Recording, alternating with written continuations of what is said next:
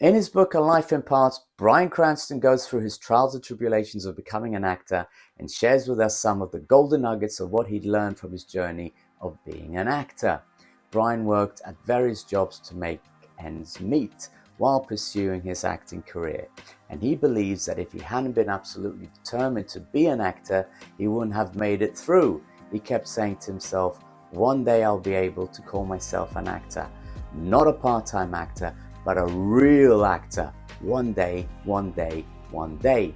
He would fantasize. There I am driving onto a studio lot. There's me breaking down the beats of a scene on stage. Most of the guys he worked with hated their jobs, and it was very easy to be sucked into that despair, but he wouldn't allow that to come inside. It wasn't welcome. He wasn't going to let them clutter his brain. He had something real to hold on to. For Bryan, the whole business of acting is a confidence game. If you believe it, they'll believe it. If you don't believe it, neither will they.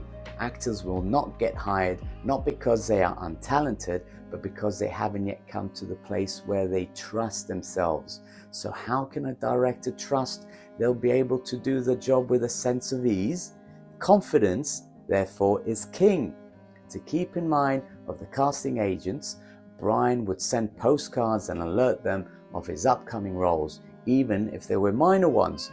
Watch Bryan Cranston in Matlock this week. Don't miss Bryan Cranston's guest turn as Tom Logan in Baywatch. Tune in to Amazon Women on the Moon for special treats. He knew 99% wouldn't watch, but they would see his name, they would see his face, and they would get the message, even if only on a subliminal level. This guy works a lot. Early in his career, Bryan was always hustling, doing commercials, guest starring, auditioning like crazy, and he was making a decent living, but at one point he felt he was stuck and wondered whether he'd plateaued.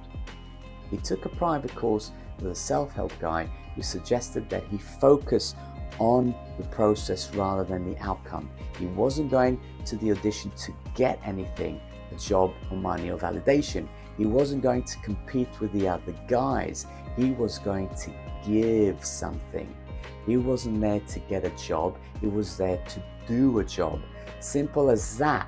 He was there to give a performance. If he attached to the outcome, he was setting himself up to expect and thus to fail. His job was to focus on character. His job was to be interesting. His job was to be compelling. Take some chances. Serve the text. Enjoy the process. There wasn't going to be predicting or manipulating. No thinking of the outcome. Outcome was irrelevant. He couldn't afford any longer to approach his work as the means to an end. Once he made the switch, he was no longer a supplicant. He had power in any room he walked into, which meant he could relax. He was free. And that's exactly what happened when he went up for the role of Breaking Bad.